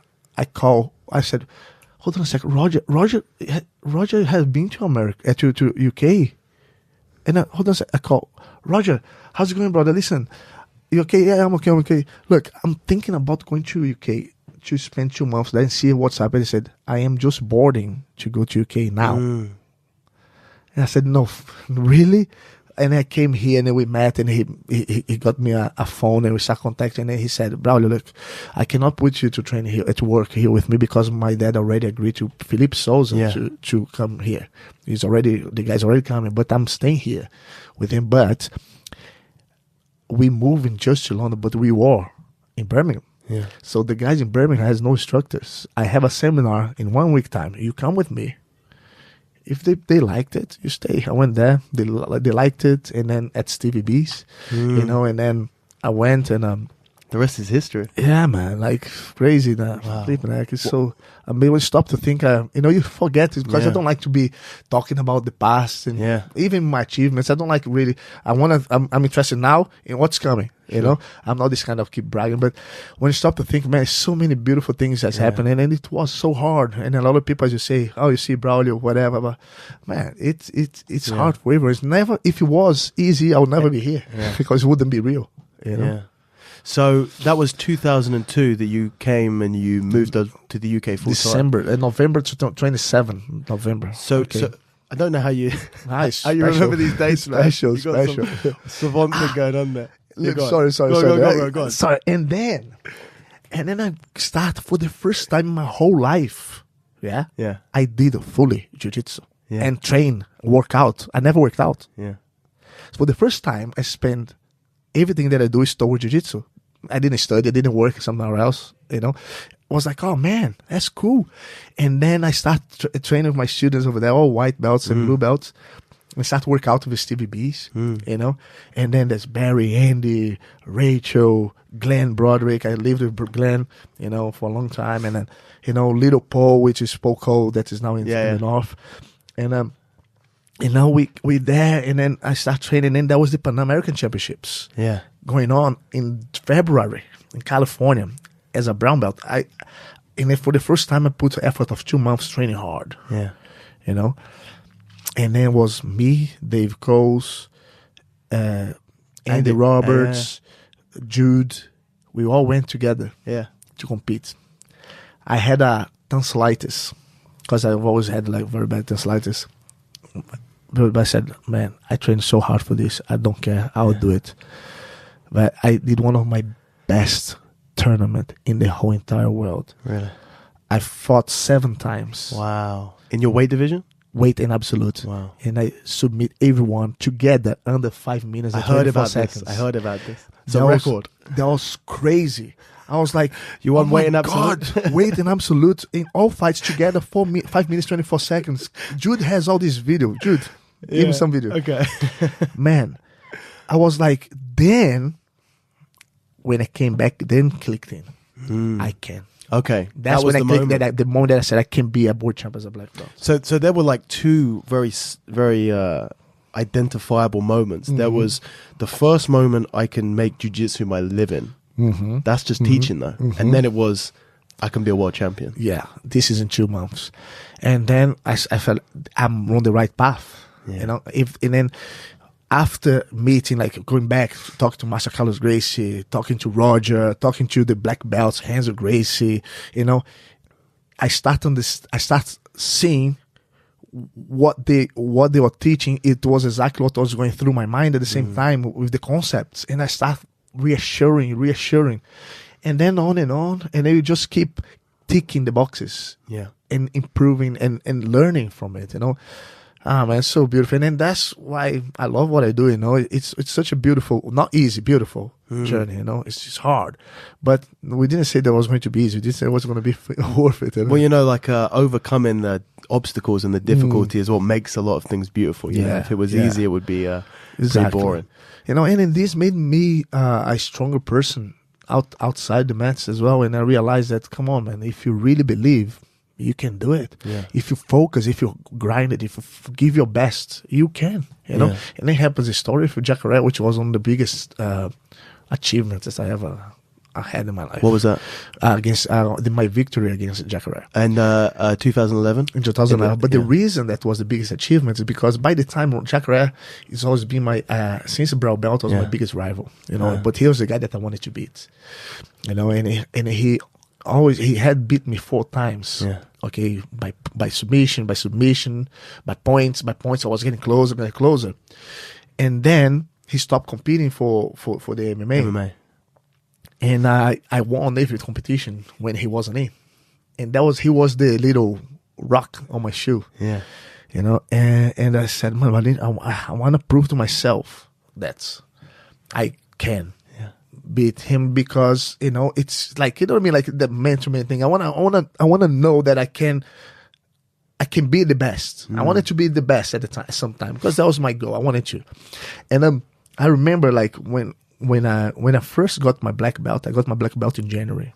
Yeah. That was 2003. 2004. I got my black belt 2004 now. And the world championship was in July. Yeah. Yeah. And that you won that one? I won that one. But Jacare didn't fight. Okay. So, you know what I mean? Yeah. Like, and then at the time, believe it or not, when I got my black belt, I was like, I went to the mirror and said, nah, man, do I really? Because every belt I got, new belt, I went to the mirror, put my new gear on. So, do I look good? Fuck no, man, the black belt. If you win the Pan Ams, 7 fights, weight in absolute in 6 minutes, you can have your black belt. But you know what I mean? But I'm still had doubt, you know, because I wanted to be a good black belt. I didn't want to just be a black. Probably you had the same thing. You know, you probably when you got a black belt, you think you wanted to be that black belt. And then I was thinking, am I a legit black belt? I kept thinking, am I really a black belt? Am I a kind of black belt that when I was a blue belt, I look up to? Yeah. You know, am I that guy? Because when you're a blue belt and you're looking at a black belt, it's unachievable. It's too far. Yeah. And I was like, am I that guy? Can I be? I'm not saying like not the best. I'm saying, am I a legit? You know. And then I won the world championships. I said, but I won. But Jacare wasn't that. Am I? You know what I mean? I started having that, and then I love it. You won the black belt world championships here. You got your black belt. Oh, but am I legit? But I always thought this way, to be honest with you. And then I started. And then when the next year. To be honest, since I ever fought my black, when I got my black belt in January, I fought Jacare in February at the Pan Ams, and I lost to him in the final. And ever since, I got my black belt. I went to every single finals, in every tournament that I fought. Wow! So that with time, I got okay. I'm legit. Yeah. You know, I didn't stop. I you know what, I can do it. You know, but then I wanted to be you know, because that's I think is the mentality that you are, man. As a man, you get here. I don't like to be happy here. You always want a bit more. You know, what's next? What's past is gone, man. What's next? You know, I want to push myself as far as I can. So, you know, I wanted to prove to myself that I could be Jacare, because I know I got mature, I got stronger. I felt that he was being stronger than me because I was kind of I took long to develop myself. And then it seems like everything is fate, you know. I remember the time that we start training. For the first time, I got an legit invite for the ADCC. So you didn't have to qualify? You just got invited? Okay. Yeah, because at the time, I always got invited last minute. Yeah. You know? Okay. Because someone dropped out? Or? Yeah, you know, and then, because the thing is, I didn't have the situation to go to Brazil, because I had to go to Brazil. You couldn't compete in the Europeans because you had to have a passport. Yeah, you had to be from there. Yeah. I did win the Europeans, but it didn't qualify because of Brazilian passport. So I think now they wouldn't even let you compete. Yeah, they don't like to compete anymore. So basically, I had to go to Brazil, so I couldn't. So I missed the qualifier. So I was hoping to invite, but then when you don't know you're gonna fight, it's like yes or no. So I was helping Roger training, competing, and in 2007 I was invited the last month, or like 1 month. And I fought, and they weight above my category because that was the only way the space for me. So I under 99, and I went to the final. Was when I tapped like a Cacareco, I tapped like Lazzarini, and I went to Xande Ribeiro in the final. It was the best fight of the tournament. You know, like 30 minutes fight, and then he won by decision. So it got me on the spotlight. So therefore, I got my qualification for the 2009 one. But you got on my weight division. Yeah. And now I'm good. So now let's focus on training. Roger had beat in 2007. He beat in a super fight the Norwegian guy that he had lost in the first time. John Olav. Yeah. So, and then Roger was qualified automatically to be in a super fight against Drysdale in 2009, because Drysdale beat Marcelo Garcia in the final in 2007. So every 2 years is the super fight winner against the absolute champion. Yeah. So Drysdale won the absolute. Roger won the super fight. They are due to match in 2009 super fight main event. I, for the first time, going to 2009 compete 2009 on my weight division. Okay, let's go train. First training, me and Roger, I go on the double leg, he sprawl, twist his knee, out, complete accident. I was sad, I cried, and he already was a little injured, so he pulled out. Yeah, he pulled out. Who gets in? Jacare. Yeah, and I start. Oh, fuck, Jacare. So if Jacare wins, and you win then the I win the absolute. absolute, 2011. Fuck. Okay, cool. Focus, train. Man, I never train. Really? Train. Every day. Boom. Got there. 2009 was my best year. And I won weight in absolute Europeans. I won Jordan Open in absolute, whatever. Super fast. We're one of the first, with money involved. Yeah. And then I won the Abu Dhabi Pro. I won the 2009 absolute weight division in the Worlds. Yeah. Training hard for the 2009 September in Barcelona ADCC, and that's when I beat everyone. I tapped. It was a good day in the office, man. Andre Galvao with one of the most iconic submissions ever, the reverse triangle.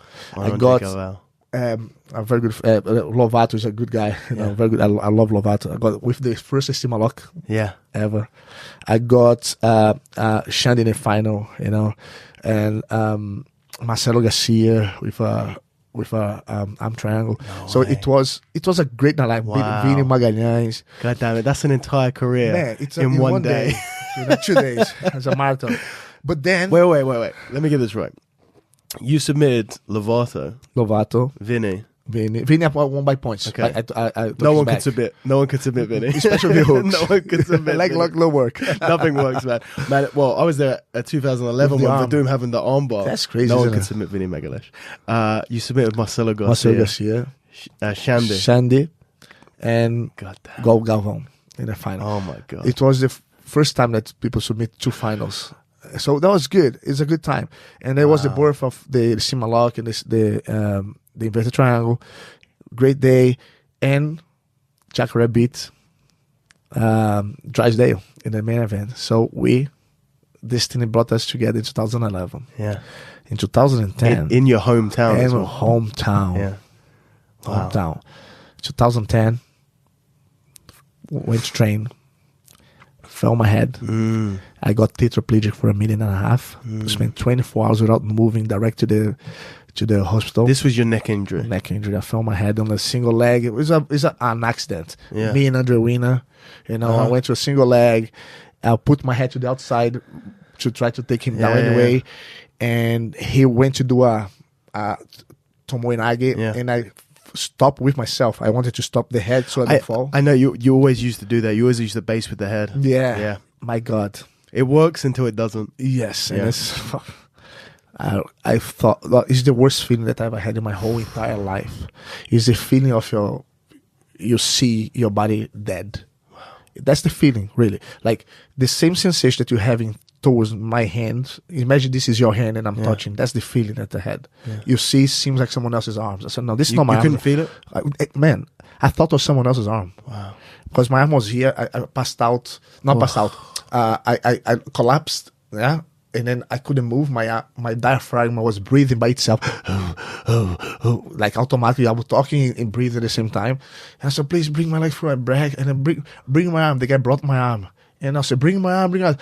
Oh my God, it's my arm. Like, it's crazy, Stuart Cooper picture that if you guys want to see that on the road to ADCC. Has all the footage. Really? I don't like to watch it. I just close my eyes and don't like to hear. Did he post that? It's I'll give you the link. Yeah. The road to ADCC shows a lot, and there it was the hardest thing for me because the first thing came to my mind was I will never be able to pick up my kids. I thought it's over. Do you know when you have something that you have like some watch or phone or laptop and you lost or someone robbed it? You go, fuck, it's gone. It's gone. That's what happened. I thought, it's me now. It's happened to me. It's over. Worst thing in the world. And then I thought I'll never be able to fight anymore. The referee, the referee, the doctor, which is a referee, came to me and said, listen, you're lucky to be alive. What? Because it was 2 vertebrae that 2 discs prolapsed and shot the spinal cord. And And then he said, like, for the reason that it's 2 discs on top of the other, man, if you want to be athlete, I'm so sorry, you're going to have to be dart player, because not even golf I should be playing. Yeah. The first doctor said that, and then the HS, and then the second doctor, the third doctor. And I did my research, and I went to talk to Kevin. I forgot his name, surname. Kevin is one of the best physiotherapists here in the world, in Europe. He's based in London on the third space. And I went there, Kevin Lidl, and he showed me, sent me, listen, talk to this guy. He's a specialist in the spine, Dr. Peter Hamelin. So I went to the Princess Hospital, have a consultation with him. He looked at my situation, said, listen, I had a rugby player that I put him back in the professional sport. I said, I like you. You're the guy, you know? So we make all the calculations. So how many times, so how long takes the surgery? The surgery takes 1 day of recovery. You have 4 months to do the rehab and start training back again. And then I made the calculations and I said, okay, so February 3rd is the surgery. So I have 4 months and then of recovery. Then I have 4 months up until the fight against Jacare.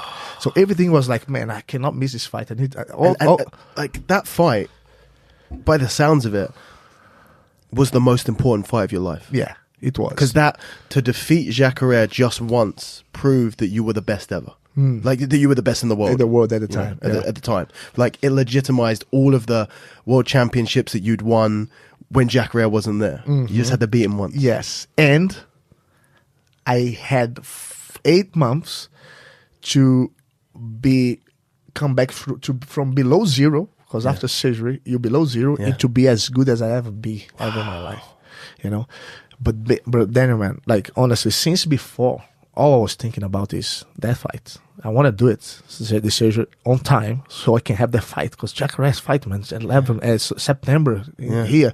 But not many people knew about it. And people say Braulio has a super fight with Jacare, but not many people knew about this exactly scenario. You know, well, they didn't know about the injury. They didn't know how bad the injury was. Yeah. They knew about the injury, but they didn't know, like, you know, and what the fight meant to you. Yes, you know, that was very personal for me.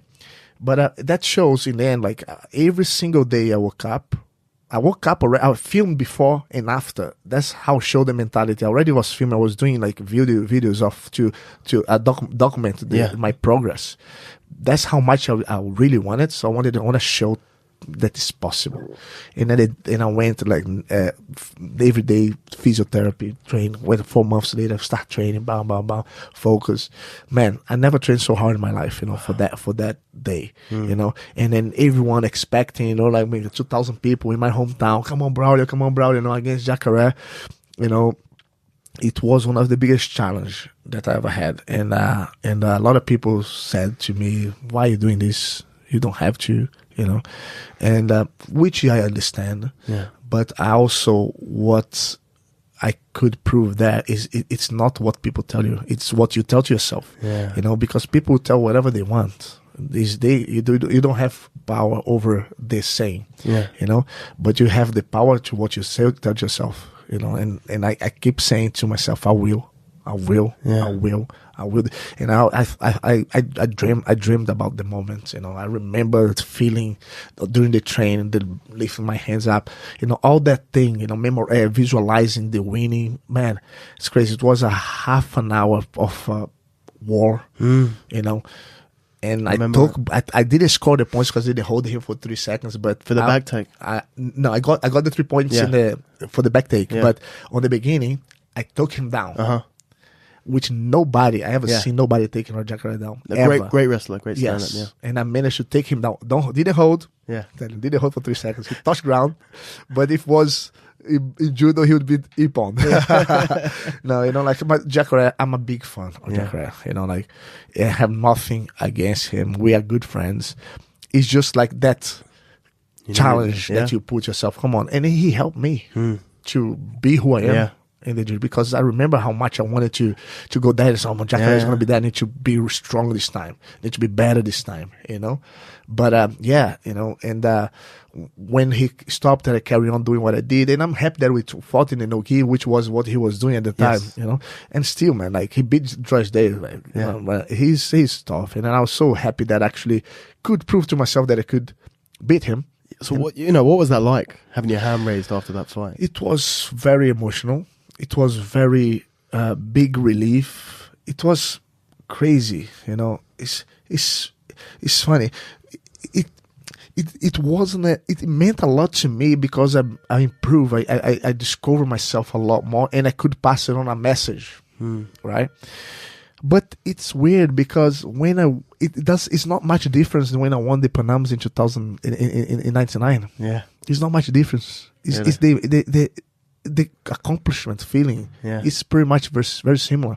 I'm not a guy that I'm full of myself, so I don't like to, you know, I'm not this kind of guy. So for me, it was just a big victory that really meant to me. Yeah. But that victory for the first time also meant a lot to me. Yeah. You know, one funny story, you know, I remember seeing I presenced Roger when he won in 2005 in Long Beach. Yeah. Pretty much did exactly what he did in 2009. Like, smash everyone, weighting absolute. Not many people in ADCC wins weighting absolute, because it's such a big competition. It's hard because usually, if you lose in the weight division, you rest. Yeah. So people are still battling, and you fight them later, so you can get advantage of the gas tank. But you know, Roger did that, and it was one of the biggest achievements that Roger did. And I was like, I helped him in training. I'm a biggest fan of Roger. He's my best friend, to be honest. You know, like, out of my family, he's my best friend. And when I saw him winning, man, I was so happy for him. And what I wanted, I started thinking, like what your question, you know, I was thinking, how does he feel that, man? How is he feeling having a shower? Because we went to the bathroom, like, went to the bathroom, not to the bathroom. We went back to each other's room. Yeah. He went to his room, you know, and he was with his family. Everyone was, he's the champion of the bloody year, right? Yeah. And then I was back to my room. I said, fuck, man, he did it, man. So happy for him. And look how they beat everyone. And I said, man, what must he be feeling of having a shower right now? That's the moment. Yeah. That's always the moment. And I've not had any wins, anything like what either of you have had, but it's the first time where you're, like, not distracted after a big win or after a big performance, where you do it, you feel amazing, and then you walk out and everyone's, you know, all over you, and you've got the phone calls and the text messages and the Facebook and the Instagram and all of that stuff, and it's all intense, and you're celebrating with people in the car, and then you get back to the hotel and you're with your buddies and you're having a few drinks, and then you go have a shower. Yeah, you know, that's the first moment where you're like, "Fuck!" When it starts, if he sinks or doesn't, you know. And that's what I was thinking. What is happening? What is he feeling? And then I never expected, honestly. I never aimed or never expect that I would ever done it in the 2009. This was 2005, right? And in 2009, you know, like, wow, me and Roger was being the best training partners. We trained each other, we kick each other's butt all the time, you know. And then he was there in 2009, and I did it. I go back home, to the room, and I had a shower after all that. And I go, so that was the feeling then, what he felt.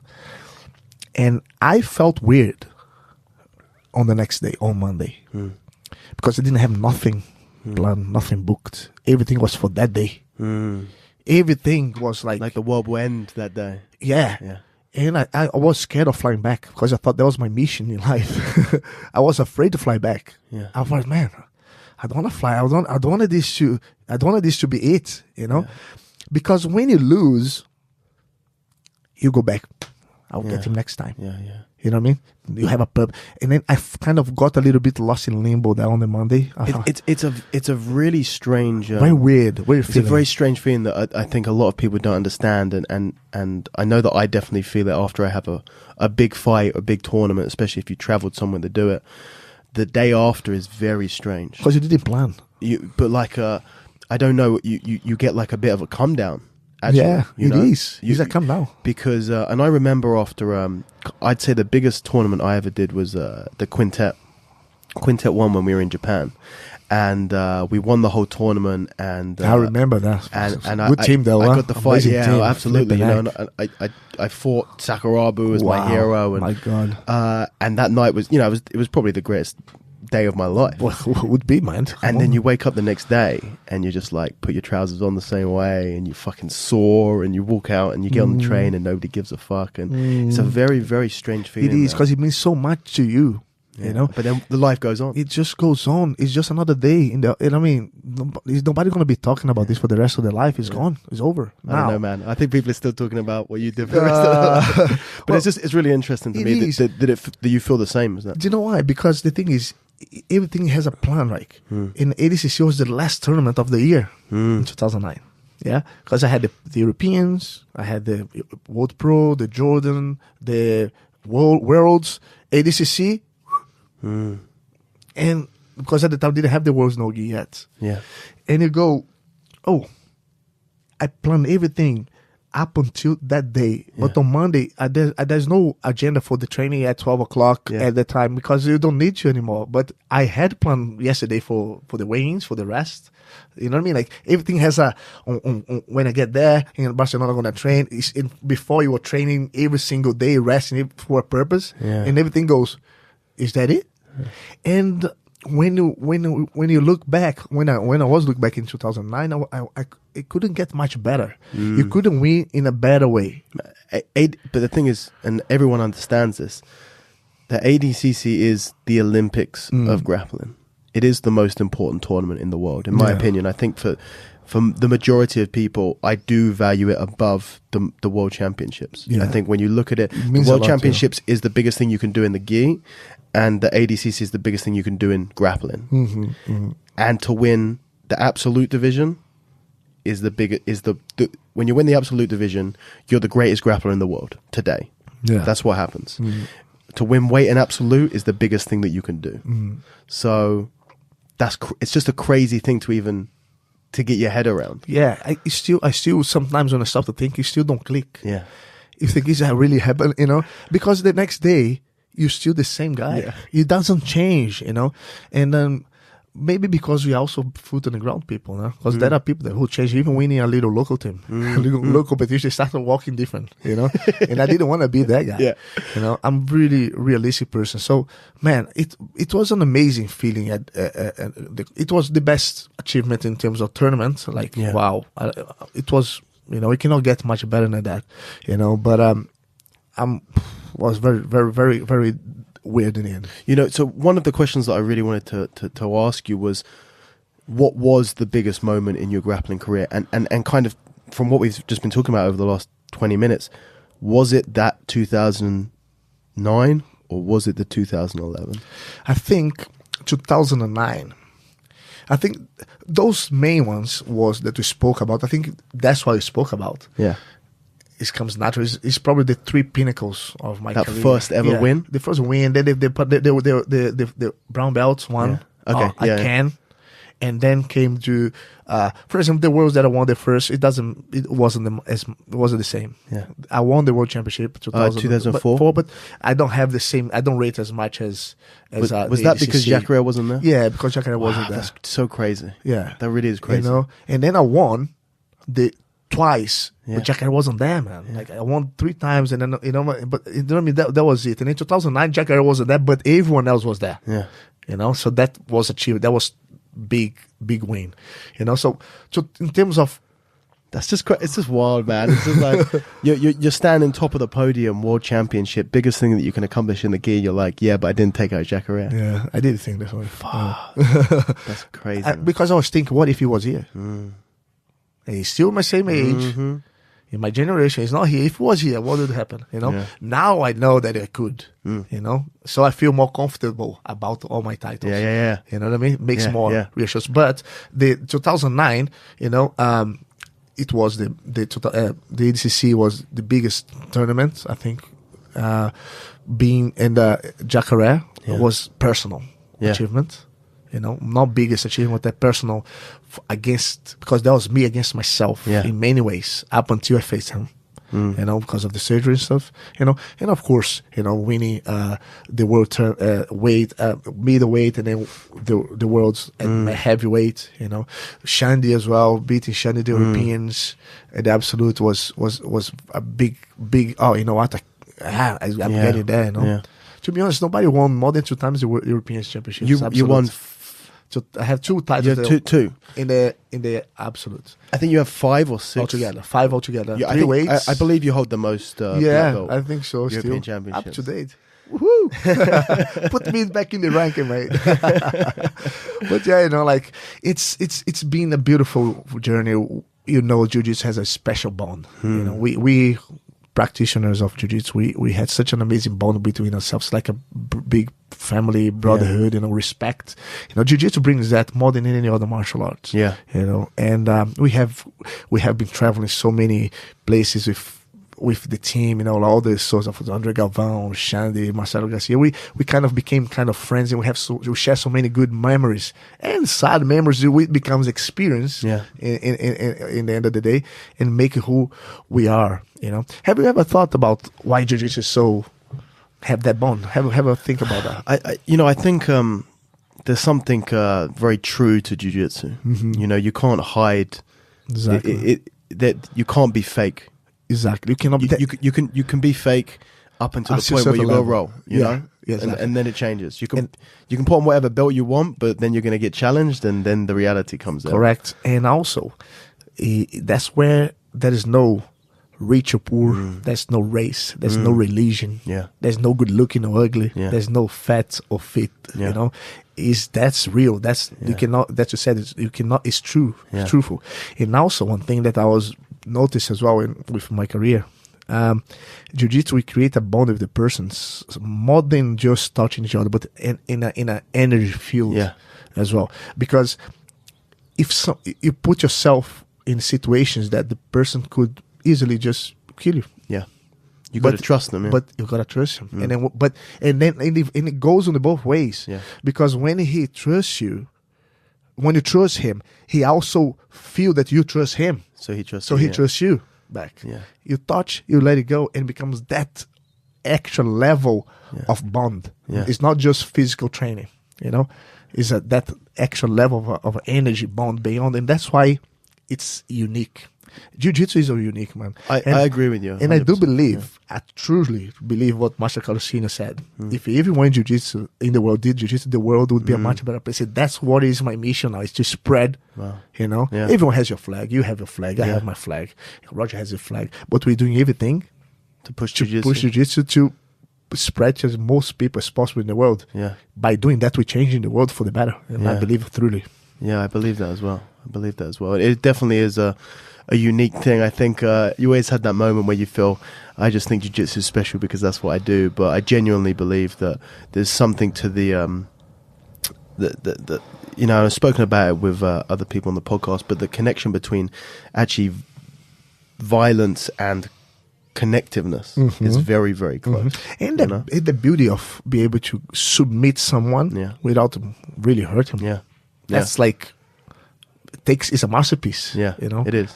It's beautiful. Like I've always wanted to be the person that I could be gentle. Yeah, and at the same time, I've rolled with you and you're not gentle. When you say the gentle art, you know, is the worst lie in the whole world. I'm sure you can be gentle, but you definitely haven't been gentle with me. No, I just squeeze a little bit. You know, I missed you. I remember the first time I rolled with you. I think I've told this story on the podcast, actually. I might remember, you know. The first time I rolled with you was at Rogers, just before the 2011 ADCC. Because we were all there... because that was the one that I qualified for, so we were all training. But that's when you roll when you are actually a real adult. Yeah, but we rolled when you are orange belt. Yeah, playing. No. You never? Oh, in Abyss. Yeah. Okay, we're playing. We played. Rolled. No, I remember the first time we rolled. We played. We're playing around. We're just playing with a kid. I remember the first time I was. But the first is a real entity. I just got my brown belt, and I was feeling good, man. I was feeling real good. I think I'd had a real good round with Legato, and you know he's a legend. And I remember that. I thought, I feel real good, man. And I went to the changing rooms. I got changed, and I was feeling real good about myself. And I walked out. I got completely changed. And you go, Daniel, do you want to have a roll? I have a rule, like, if a Gracie asks you the role, and I extend it, if an Estima asks you the role, you cannot say no. You cannot say no. So I went back, I got changed into my sweaty clothes, I came out, and I remember we slapped hands and I sat down, because, you know, my guard was pretty good at the time. And I remember you set up, and my stupid ass thought, Braulio's a guard player. Okay? Braulio's a guard player. He's on top now. I think this is going to go pretty well for me. And it looks, man, you passed my guard. It did not even exist. Not even like how I would pass a white belt's guard. Like, it did not exist. Like, you were walking to the shops. And then I remember the first time you got side control, you put your shoulder into my neck. And I stopped framing and reached over to lift your shoulder out of my neck, because I was like, I'm going to tap out. And then you tap me with a head and arm. I think you got the best head and arm choke in the whole world, man. It's ridiculous. That was one of my favorites. And your positioning in side control is, I believe you're from everyone that I've ever rolled with, the worst side control I've ever felt. Like I've rolled with Roger, and he's got a very different kind of side control. Yeah. Like, Roger's like putting a lead blanket over you. Like, you're just drowning. You is like putting a 1,000-kilo anvil on your neck. You know, it's just the worst thing I've ever felt. I can't even explain it. And I remember that you passed my guard, head and arm choked me. I tapped. I was like, oh, okay, I wasn't expecting that. Okay, let's go again. You did the exact same thing the second time. And then the third time you passed the guard, you got side control. You didn't even go for the choke. And I tapped to side control. And I was like, what the fuck is this shit? I actually remember. It was a good time for me. That was one of my best years. So that was so bad, man. I was like, Jesus Christ, there's levels to this shit. But man, I've been following you as well. You have improved so much. You know, like, it's so beautiful to see like that. I relate a lot to your story as well, because I remember you in, like, back in Milton Keynes, when you were like going there every Fridays. You know. That kid, like, you know, with orange belt, you know, you gave me the orange belt. Orange belt, and then I gave you the blue belt, if I'm not wrong. Yeah, no, you did. You're absolutely right. You came to Rogers to give me the blue belt. Yeah, and then I see you like going there and fighting in the high level. You know, it's like it's beautiful, and this is one of what makes me very happy on what I do, because look at here, like, I would never imagine that we would be talking, you know, like, have such an amazing conversation talking about all that, you know, when back in 14 Absolutely, years old, so it's beautiful to see that you're doing the same to people that I once planted a little seed that yours had, and you're doing to other people, and that's the beauty of the brotherhood that we have. Absolutely. You know?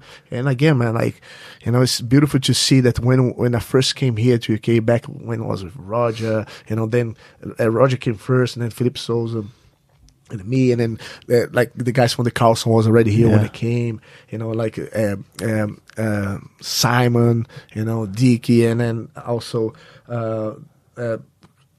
I forget, you know, if it comes later. But then came Lagarto and my brother, you know, and then we start like making, like, Pedro Bessa came after. Then, man, now Jiu-Jitsu is the quality, all over. the level of the guys. We're very lucky in UK, man. We were very lucky. You know, you know, realistically, we could have had no one here. Yes, and it really is like a snowball effect. The fact that we had Mauricio come over. Mauricio started. Who happened to be the father of Roger Gracie. And then kind of, I feel that Roger was some part of you coming to the UK and actually having that success. He said, like, you came to the UK independent of Roger, but then when you got there, he got you in contact with Birmingham and made that happen. And then once you got two guys who actually were the best in the world of their generation. Roger's one of the best in the world. I actually think I rate you as one of the greatest of all time. Yeah, for me, Roger, I truly believe him. For you, I believe not like I just believe that he's you my are. friend. I believe that Roger is the greatest, and I believe that you are absolutely in the conversation for one of the greatest, not of your generation, but actually of all time.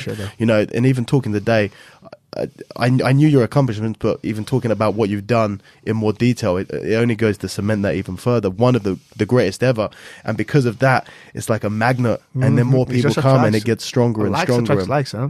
You know, so to have the quality of not just instructors but champions that we have in the UK from Brazil. Actually, the UK is very, very lucky. Man, we now we have so many representatives, so many references of the sports that being British. You know, it's beautiful that, you know, like everyone knows who you are. Everyone knows who is Mark Goddard is. You know, Mark Goddard is one of that we're talking before. He's one of the, for me, I think he's the best MMA ref in the world. The referee in the world. You know, solid, consistent. You know, I'm very happy that he's one of my black belts. Yeah. And then we met back the day when he was fighting MMA. When the Stevie B's on the very beginning as well. Man, it's so great how, like, Mike Bisping, you know, used to come in Acock's Green to train with us. You know, Don Hardy, you know, used to come and train with me there.